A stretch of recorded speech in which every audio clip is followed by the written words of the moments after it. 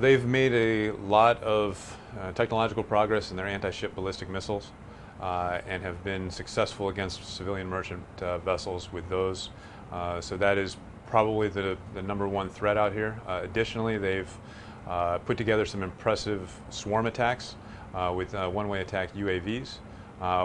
We have significant capability to defend ourselves against those, but when they're able to mass those forces, that's something we always keep an eye out on and make sure we can defend ourselves.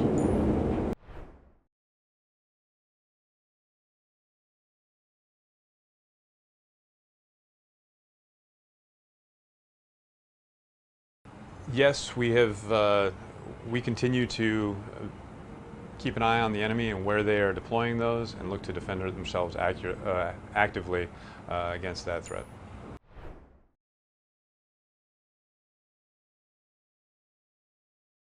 The military targets that we're looking after, or that we're going after in Yemen, we started off primarily with their air surveillance radars, things that allowed us, we're taking them off the battlefield, allowed us more freedom of maneuver there, and then primarily focused on their weapons facilities, their ability to deploy weapons, and their ability to command and control those weapons that they're employing against the merchant vessels that are transiting the international waters out here.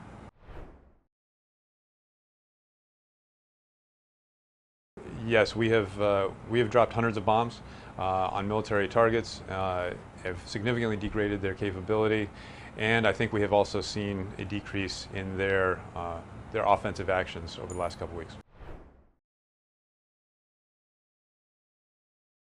I'm not going to comment on whether they're deterred or not, but their ability to wage war has been reduced by our actions here.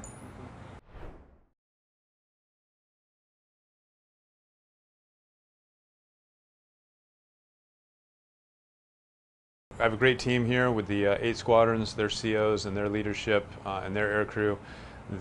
Most of our day is spent planning for what we're going to do in the air. So we spend a lot of time mission planning, we spend a lot of time taking a look at intelligence, evaluating that, coming up with game plans that have redundancy and make us the most lethal as well as the most survivable out there. Then once we go flying, it's just a matter of executing those plans, communicating effectively as things change, and working together with the rest of the Air Wing and our coalition partners, as well as Air Force partners that come down and fly in this region as well to execute the mission.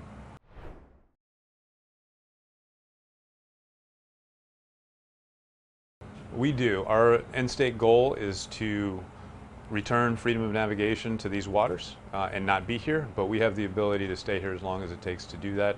We have a very robust logistics chain here in 5th Fleet, and the Carrier Strike Group, aircraft carrier, are specifically designed to support this mission as long as it takes.